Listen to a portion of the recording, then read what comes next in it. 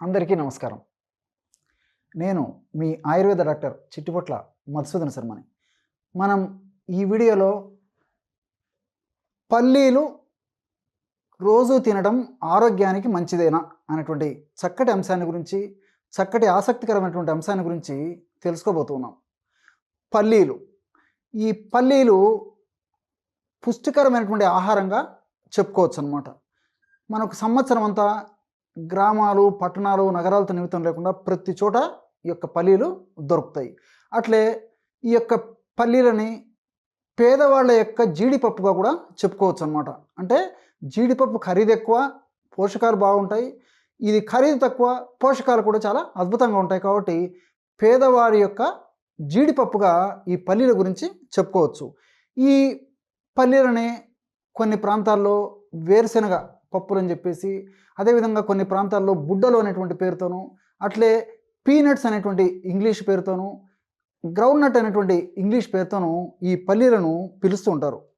చిన్నపిల్లల నుంచి వృద్ధుల వరకు అందరూ వాడుకోదగ్గ అద్భుతమైనటువంటి క్షేమదాయకమైనటువంటి ఆహారం ఈ యొక్క పల్లీలతో తయారు చేసుకున్నటువంటి పదార్థాలు కానీ పల్లీలు కానీ. అట్లే ఈ పల్లీల గురించి చెప్పుకోవాలంటే మన జాతిపిత మహాత్మా గాంధీ గారు కూడా తమ దినచర్యలో భాగంగా, ఆహారంలో భాగంగా ప్రతిరోజు ఈ పల్లీలను వాడినట్లు చరిత్ర చెప్తూ ఉందన్నమాట. అట్లే ఈ పల్లీల గురించి, పల్లీలో ఉన్నటువంటి పోషకాంశాల గురించి ఆలోచించినట్లయితే పల్లీల్లో ప్రోటీన్స్, ఫ్యాట్స్, కార్బోహైడ్రేట్స్ మొదలగు స్థూల పదార్థాలతో పాటు, స్థూల పోషకాలతో పాటు ఫైబర్ అనేటువంటిది కూడా ఉంటుందన్నమాట. అట్లే ఫోలిక్ యాసిడ్ అనేటువంటి పదార్థంతో పాటు వివిధ రకాలైనటువంటి శక్తికి ఉపయోగపడేటువంటి వివిధ ద్రవ్యాలు కూడా, వివిధ పోషకాంశాలు కూడా ఉంటాయి. వీటితో పాటు పి కౌమారిక్ యాసిడ్, రస్వెట్రాలు, అదేవిధంగా ఫైటోస్టిరాల్స్, అదేవిధంగా 80% అన్సాచురేటెడ్ ఫ్యాట్స్ కూడా ఉంటాయి. ఇక్కడ మరొక విషయం కూడా గమనించాలి. పల్లీల్లో ప్రోటీన్స్ ఎక్కువగా ఉంటాయన్నమాట. అంటే 100 గ్రాముల పల్లీలను మనం తీసుకున్నట్లయితే 100 గ్రాముల్లో 25 గ్రాముల ప్రోటీన్స్ ఈ పల్లీల్లో ఉంటాయి. అంటే మాంసము, చికెన్తో పోల్చుకుంటే వాటికంటే కూడా పల్లీల్లో ఈ యొక్క ప్రోటీన్స్ ఎక్కువగా ఉంటాయన్నమాట. ప్రోటీన్స్ మనకు చాలా అద్భుతమైనటువంటి, అవసరమైనటువంటి పోషక ద్రవ్యాలు. మాంసాహారం రేటు ఖరీదు ఎక్కువ, వాటితో పోల్చుకుంటే పల్లీలు రేటు తక్కువ. కాబట్టి తక్కువ చౌక ధరతోనే మెండైనటువంటి ఆరోగ్యాన్ని ఇందులో ఉన్నటువంటి ప్రోటీన్స్ ద్వారా పొందడానికి అవకాశం ఉంటుంది. మరి ఇందులో ఉన్నటువంటి ఈ పి కౌమారిన్ అనేటువంటి రసాయన పదార్థాల గురించి మనం ఆలోచించినట్లయితే, ఈ పి కౌమారిన్ అనేటువంటి ఈ యొక్క రసాయన పదార్థాలు లివర్ డీటాక్సిఫికేషన్ చాలా ఉపయోగపడతాయి. అంటే లివరు డీటాక్సిఫికేషన్ చేసేటువంటి అద్భుతమైనటువంటి మన శరీరంలో ఉన్నటువంటి అవయవం. వివిధ రకాలైనటువంటి హానికారకమైనటువంటి పదార్థాలని నిర్వీర్యం చేసేటువంటి లివర్ ఏదైతే ఉందో, ఆ లివర్ను బాగా ఈ యొక్క హానికారకమైన పదార్థాలని నిర్వీర్యం చేసేందుకు ఈ యొక్క పి కౌమారిన్ చాలా చక్కగా ఉపయోగపడుతుంది. అట్లే ఇందులో ఉన్నటువంటి రస్వట్రాల్ అనేటువంటి ఈ యొక్క రసాయన పదార్థము గుండెకు, మెదడుకు చాలా అద్భుతంగా మేలు చేస్తుంది అనమాట.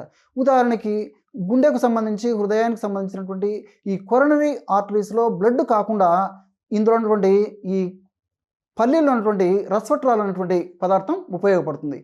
అంతేకాకుండా మెదడులో టా అనేటువంటి ప్రోటీను, అమలాయిడ్ అనేటువంటి హానికారకమైనటువంటి ప్రోటీన్స్ వివిధ రకాలైనటువంటి కారణాల వల్ల ఉత్పత్తి అయ్యి మెదడు కణాలని దెబ్బతీస్తూ ఉంటాయి.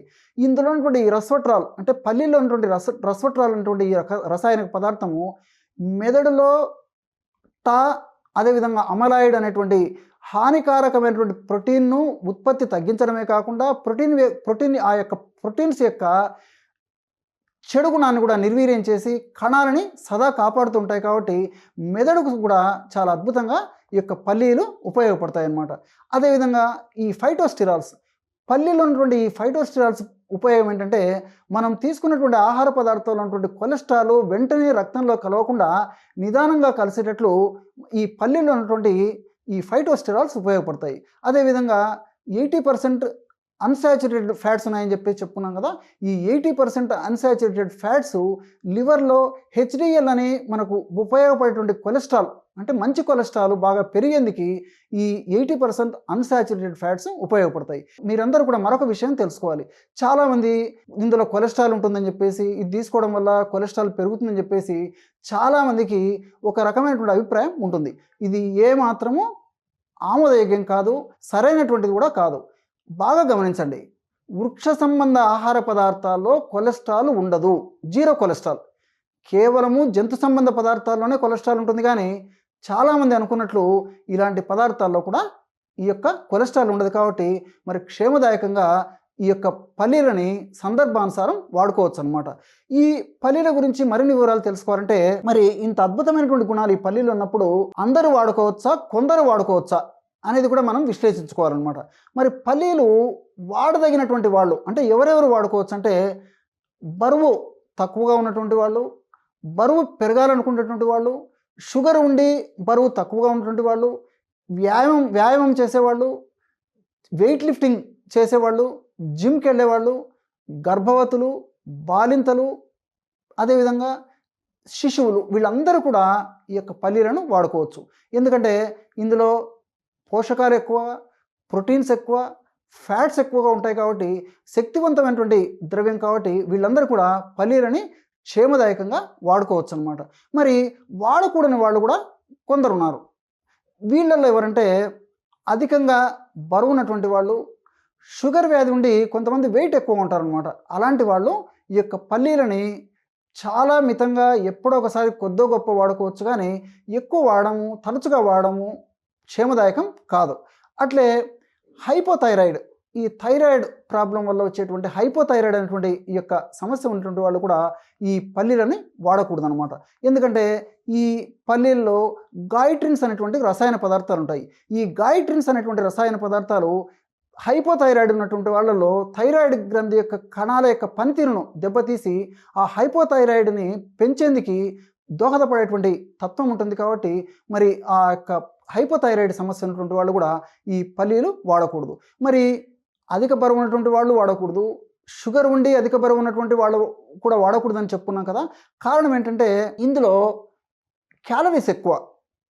ఉదాహరణకి 100 గ్రాములు పల్లీలను తీసుకుంటే 567 క్యాలరీస్ ఉంటాయి. కాబట్టి మరి క్యాలరీస్ ఎక్కువ ఉన్నటువంటి ఇలాంటి పదార్థాలని అధిక బరువు ఉండేటువంటి వాళ్ళు, అదేవిధంగా షుగర్ ఉండి అధిక బరువు ఉన్నటువంటి వాళ్ళు కూడా వాడకూడదు అనమాట. మరి ఇలా మీరు స్థూలంగా ఎవరెవరు వాడుకోవచ్చు, ఎవరెవరు వాడుకోకూడదు అని తెలుసుకుంటే సరిపోతుంది. అట్లే పల్లీలని ఏ పద్ధతిలో వాడుకోవాలి. ఈ రోజుల్లో పల్లీలు మనకి పచ్చి పల్లీలు కూడా ఇంచుమించు అనేక ప్రాంతాల్లో సంవత్సరం అంతా కూడా దొరుకుతున్నాయి అన్నమాట. మరి అలాగా పచ్చి పల్లీలు దొరికితే పచ్చి పల్లీలు మనం అలాగే తినొచ్చు, జీర్ణం కూడా సులువుగా అవుతాయి. అదేవిధంగా పల్లీలను ఎండించినవి వాడుతూ ఉంటారు, అట్లే నానబెట్టి వాడుకుంటూ ఉంటారు, అట్లే నానించి ఉడకబెట్టి వాడుకుంటుంటారు, అదేవిధంగా వేయించి వాడుకుంటుంటారు, మసాలాలు కలిపేసి వేయించి వాడుకునేటువంటి పద్ధతి కూడా మనకి సమాజంలో కనిపిస్తూ ఉంటుంది. ఇక్కడ ఈ పల్లీలని ఎండినవి అలాగే వాడుకోవడం వల్ల మనకి జీర్ణం కావడం లేట్ అయిపోతుంటుంది. అంతేకాకుండా 40% వరకు ఇందులో కొవ్వు పదార్థాలు ఉంటాయి. కాబట్టి జీర్ణం లేట్ అవుతుంది. చాలా వరకు మనకు మలం ద్వారానే, మోషన్ ద్వారానే వేస్టేజ్ అయ్యేటువంటి అవకాశం కూడా ఉంటుంది. జీర్ణం కూడా లేట్ అవుతుంది. కాబట్టి మరి ఎప్పుడో ఒకసారి ఆ విధంగా వాడుకోవచ్చు, కానీ మనకు పోషణకి, మనకు ప్రోటీన్స్ బాగా అందాలంటే ఈ పద్ధతిలో వాడుకోవడం, తరచుగా వాడుకోవడం కూడా ఏమాత్రం మంచిది కాదు. ఇలాంటప్పుడు ఈ పల్లీలని నానబెట్టి తీసుకోవచ్చు అనమాట. అంటే మినిమం 5 నుంచి 6 గంటల వరకు నానబెట్టి కానీ, లేకపోతే రాత్రి నానించి ఉదయం తీసుకోవడం కానీ, ఉదయం నానించి సాయంత్రం తీసుకోవడం కానీ, ఈ విధంగా పల్లీలని నానించి తీసుకోవడం చాలా చాలా మంచిదన్నమాట. ఎందుకంటే ఇది ఫ్రీ ఫామ్, అంటే ఇందులో ఉన్నటువంటి పదార్థాలన్నీ కూడా జీర్ణమయ్యే స్థితిలో తయారవుతాయి. కాబట్టి మనకు నానబెట్టినప్పుడు ఆ యొక్క పల్లీలను నానబెట్టి తీసుకోవడం వల్ల మనకి చాలా చురువుగా అరుగుతాయి. పల్లీలో ఉన్నటువంటి పోషక అంశాలు కూడా చాలా వరకు మన శరీరం శోషించుకొని గ్రహించేటువంటి శక్తిని కూడా కలిగేటువంటి పరిస్థితి ఏర్పడుతుంది. కాబట్టి నానించి తీసుకోవడం మంచిది పల్లీలను.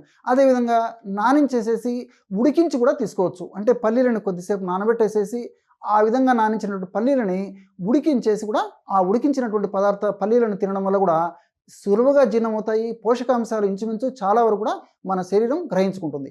కానీ కొంతమంది ఏం చేస్తారంటే ఈ పల్లీలను ఉడికించేటప్పుడు ఉప్పు వేసి ఉడికిస్తూ ఉంటారనమాట. మరి అది మాత్రం మంచిది కాదు. ఈ ఉప్పు వేసి ఉడికించడం వల్ల పల్లీల నుండి ఈ యొక్క పోషకాంశాలు కానీ ఇవి లాంటివి మనకు శరీరానికి అందకపోవడమే కాకుండా ఉప్పు కూడా ముప్పు తెచ్చేటువంటి పరిస్థితి ఏర్పడుతుంది. కాబట్టి అలా కాకుండా పల్లీలని అలా ఉడకబెట్టి, అంటే ఉప్పు లేకుండా ఉడకబెట్టి తీసుకోవడం మంచిది. అట్లే వేయించినటువంటి పల్లీలు కానీ, మసాలా వేసినటువంటి పల్లీలు కానీ కాలక్షేపం కోసము ఎప్పుడో ఒకసారి తీసుకోవచ్చు, కానీ తరచుగా ప్రతిరోజు తీసుకోవడం ఏమాత్రం క్షేమదాయకం కాదు. ఈ పల్లీలు వేయించి చేసినటువంటి ఈ పల్లీల పొడిని ఈ చట్నీల్లో కానీ, అదేవిధంగా కొన్ని కూరల్లో కానీ, సలాడ్స్లో కానీ కలిపి తీసుకోవచ్చు. అట్లే ఈ పల్లీలు, ఖర్జూరము, తేనె కలిపేసి ఉంటలు తయారు చేసుకొని రోజు ఆహారం తర్వాత 1 లేదా 2 తీసుకోవచ్చు. వీటితో పాటు పల్లీలను ఉపయోగించి పాయసం, అద్భుతమైనటువంటి రుచికరమైనటువంటి పాయసాన్ని తయారు చేసుకొని వాడుకోవచ్చు. అంటే పాలల్లో తగినంత బెల్లం వేసేసి పల్లీలను వేయించి చేసినటువంటి పొడి, తగినంత నెయ్యి కలిపేసి పాయసంలాగా తయారు చేసుకుని ఆ పాయసాన్ని కూడా వాడుకోవచ్చు. అట్లే వేరుశనగ పప్పు, అదేవిధంగా ఖర్జూరము, తేనె, నువ్వులు, ఈ యొక్క పదార్థాలన్నీ కలిపేసేసి లడ్డూలాగా తయారు చేసుకుంటగా పోషకాహారమైనటువంటి ఆహార లడ్డూలుగా తయారు చేసుకొని ఆ లడ్డూలు కూడా రోజు 1 నుంచి 2 వరకు సేవించవచ్చు. చూశారు కదా, ఎటువంటి చక్కనైనటువంటి వివరణాత్మకమైనటువంటి అంశాన్ని ఈ పల్లీల గురించి ఈ వీడియోలో తెలుసుకున్నారో. మరొక వీడియోలో మరొక అంశంతో మళ్ళీ కలుద్దాం. అంతవరకు నమస్కారం. మీ చిట్టిపొట్ల.